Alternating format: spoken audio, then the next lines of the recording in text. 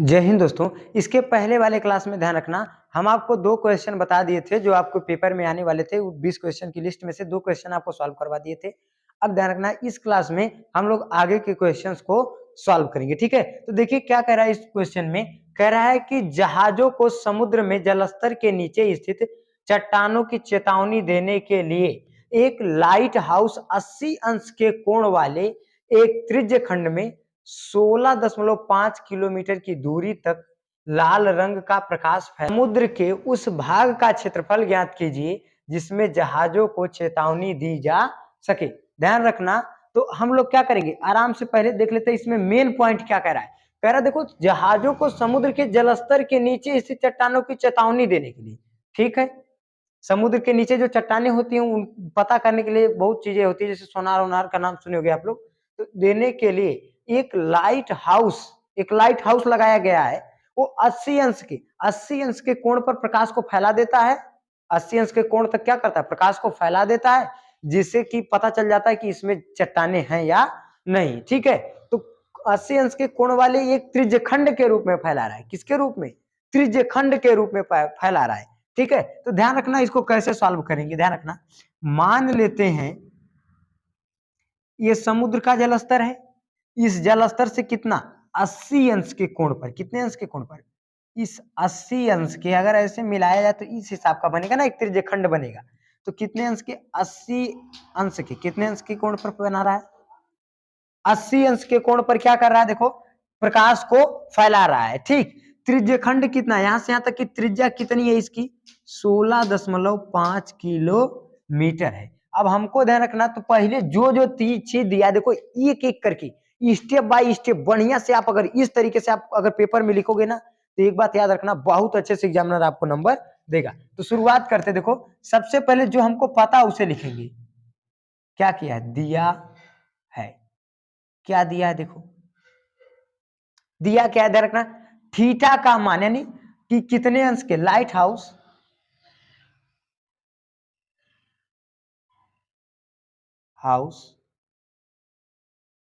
कितना, 80 अंश के कोण तक प्रकाश को फैलाता है। कितने अंश के कोण तक, 80 अंश के। और देखो त्रिज्या यानी कि कितनी दूरी, कितने तक फैलाता है, तो दूरी ध्यान रखना, 16.5 किलोमीटर की दूरी तक फैलाता है। एक एक चीज को देखो लिख ली। अब ध्यान रखना, ये तो जो चीज दिया था हो गया। अब हमें ज्ञात क्या करना है, लिखेंगे ज्ञात करना है। देखो क्या ज्ञात करना है, हमें ज्ञात करना है उस समुद्र के उस भाग का क्षेत्रफल जिसमें जहाजों को चेतावनी दी जा सके।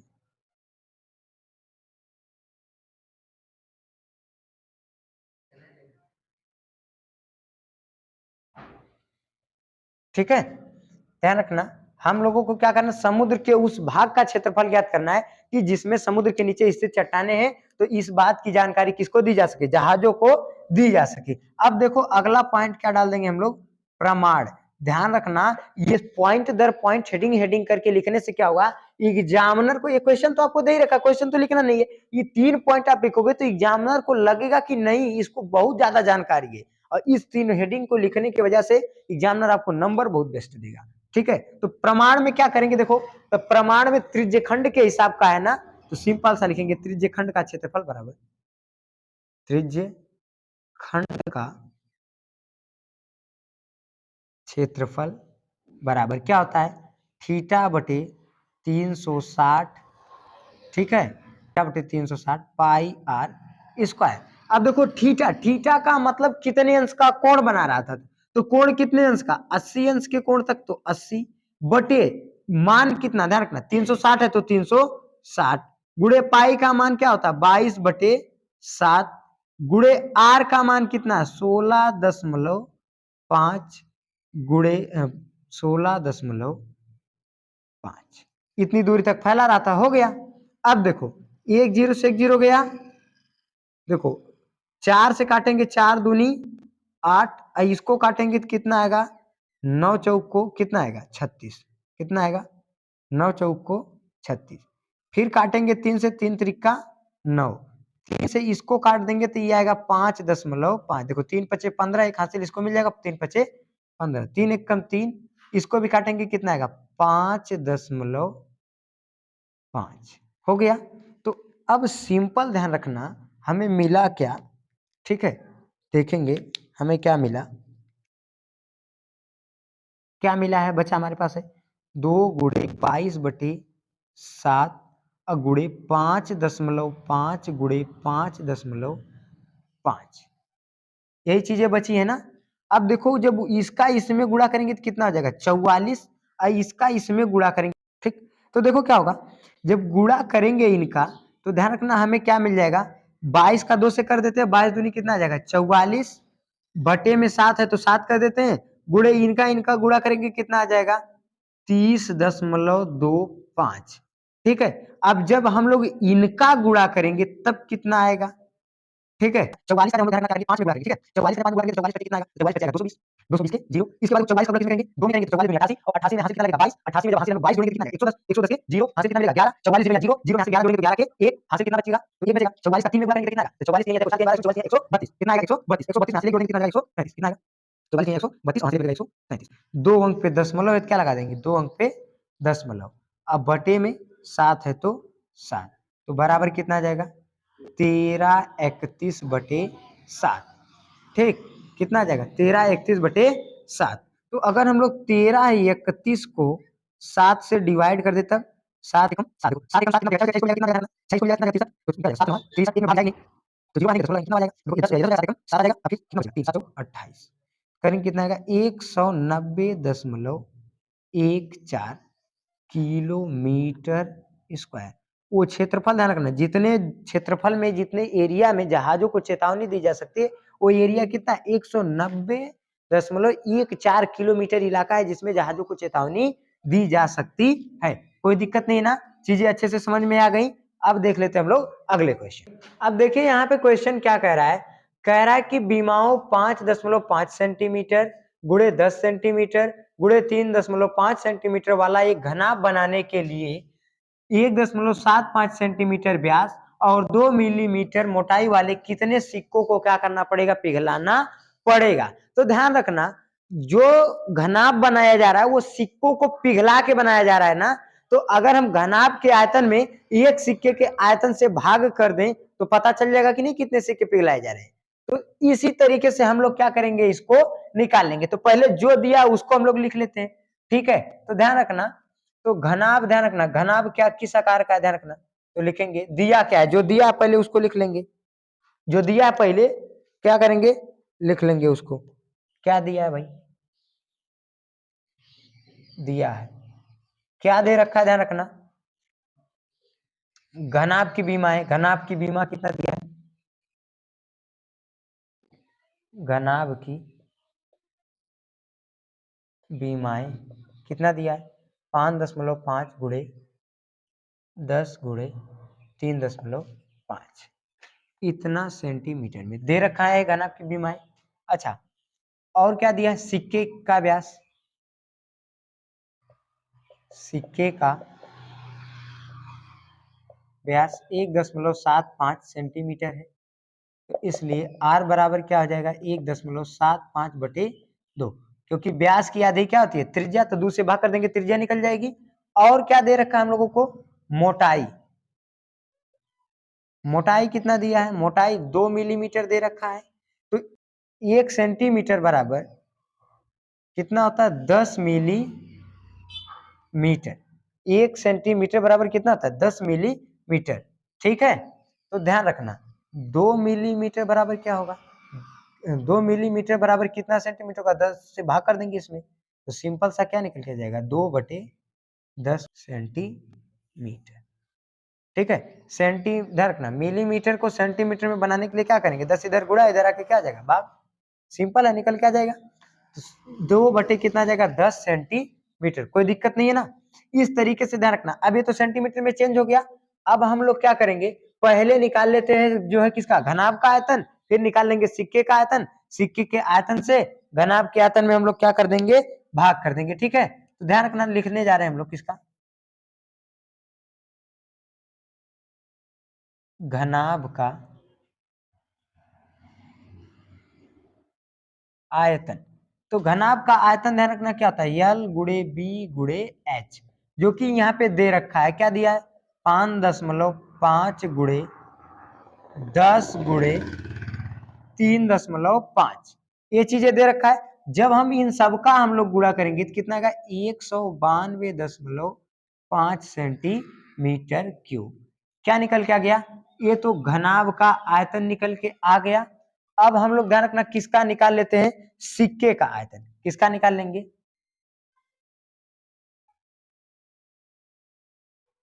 सिक्के का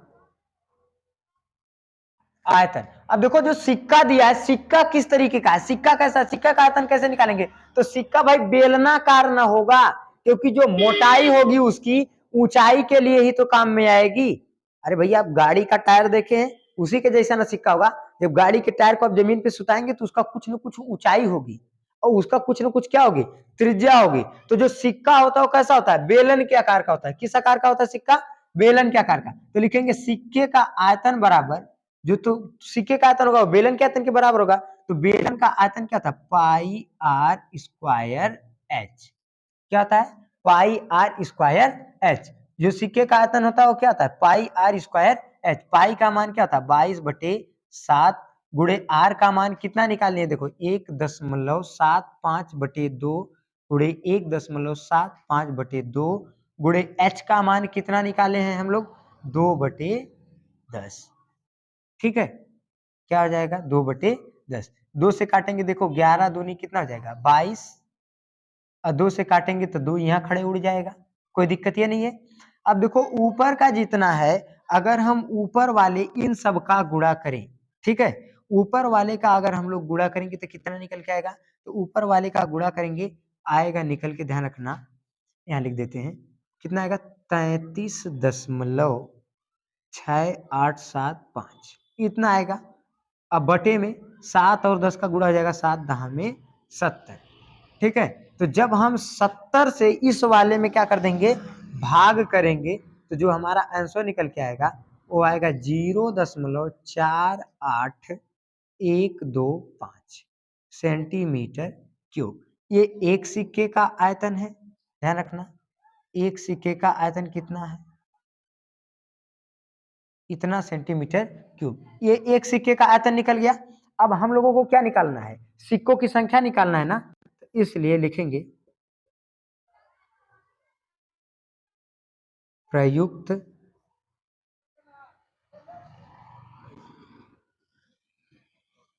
सिक्कों की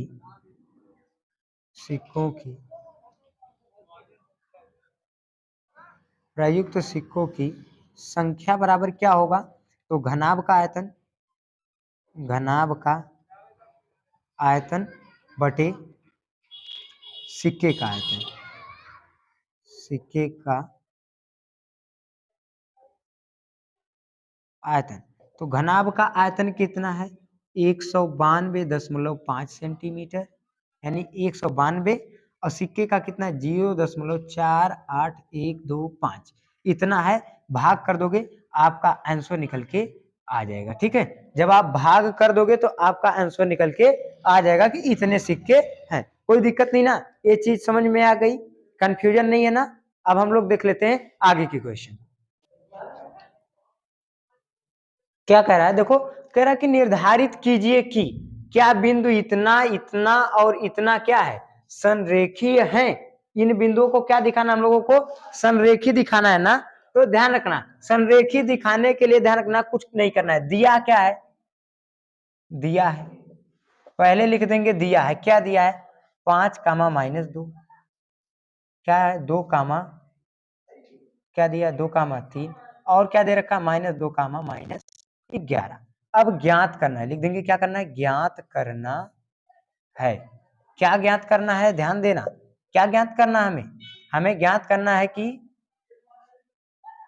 5, -2, 2, 3 और -2, -11 संरेखी हैं क्या, संरेखी है। संरेखी का मतलब क्या होता है, ये एक ही रेखा पर स्थित हैं, ठीक, ध्यान रखना। संरेखी का मतलब क्या होता है, क्या तीनों बिंदु एक ही रेखा पर स्थित हैं। तो देखो इसके देखने के लिए क्या होगा, एक सूत्र होता है, ठीक, अभी हम आपको बता रहे हैं, उस सूत्र पे लगाएंगे तुरंत सवाल लग जाएगा। देखो क्या देंगे हम लोग, प्रमाण। अब देखो प्रमाण में देखो क्या होगा, सूत्र क्या है, सूत्र देख लेते हैं। तो कोष्टक में ध्यान रखना क्या होगा, ध्यान रखना क्या होता है, तो इस सूत्र को हम लोग ध्यान रखना, ये सूत्र क्या होता है, कहते हैं जो सूत्र होता है क्या होता है, त्रिभुज का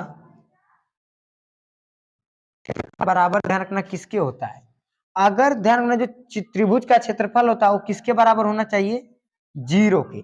अगर सॉल्व करने के बाद आंसर हमारा 0 आ गया तो समझ जाएंगे कि तीनों बिंदु क्या है, संरेखी हैं, और नहीं हुआ तो समझ जाएंगे कि तीनों बिंदु संरेखी नहीं है। तो देखो कैसे सॉल्व करेंगे, संरेखी है कि नहीं, तो सूत्र क्या लिखेंगे,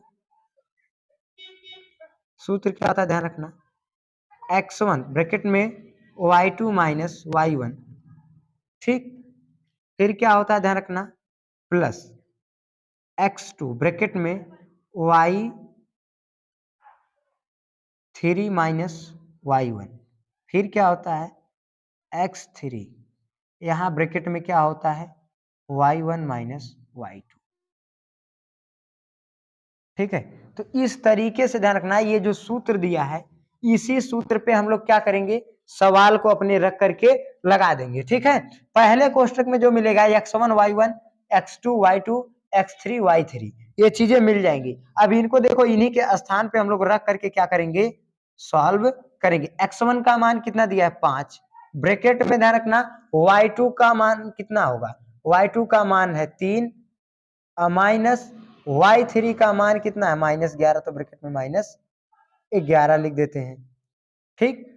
इसके बाद प्लस x2 का मान कितना दिया है 2, तो 2 लिख दिए, x3 का मान -11 तो -11, माइनस y2 का मान -2 है, क्या लिख देंगे ब्रैकेट में -2। फिर देखो क्या करेंगे, प्लस x3 का मान कितना है -2, तो क्या लिखेंगे -2। अब फिर क्या होगा, y1 का मान कितना है, y1 का मान है -2 तो -2, और y माइनस है तो माइनस, y2 का मान 3 है तो 3 लिख दिए, कोई दिक्कत नहीं है ना।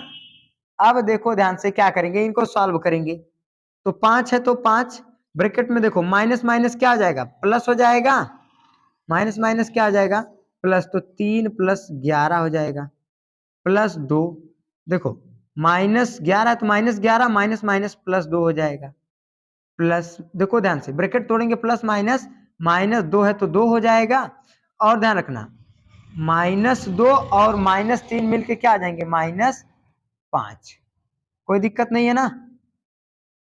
अब आगे चलते हैं, 5, अब देखो क्या होगा, 5 है तो 5 ही रहेगा, ब्रैकेट में देखो 3 और 11 जोड़ के कितना आ जाएगा, देखो कोष्टक तोड़ेंगे, क्या करेंगे अब कोष्टक हम लोग तोड़ देंगे। देखो जब कोष्टक हम लोग तोड़ेंगे तो क्या होगा, यहाँ कोई चिन्ह क्या लग जाएगा, गुणे का, 11 और 3 जोड़ के कितना हो जाएगा 14, तो गुणे 14।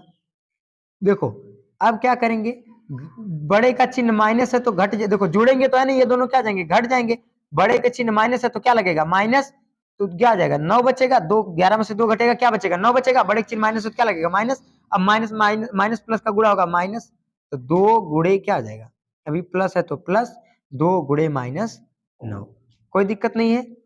अब देखो क्या हो जाएगा, माइनस है तो माइनस, 2 है तो 2, अब ब्रैकेट टूटेगा, माइनस गुणे 5 लग जाएगा, कोई दिक्कत नहीं है ना। अब देखो जब आगे हम लोग सॉल्व करेंगे इसको, तो 14 का जब 5 में गुणा करेंगे 14 पचे 70, अब देखो प्लस माइनस का गुणा होता है माइनस, 9 दूनी 18, कितना आ जाएगा 9 दूनी 18। और देखो माइनस माइनस का गुणा होता है प्लस। देखो 2 पचे कितना आ जाएगा 10, 2 पचे कितना आ जाएगा 10। आगे देखेंगे तो प्लस प्लस जुड़ जाएगा तो कितना आएगा 70, 10 क्या हो जाएगा 80 माइनस 18।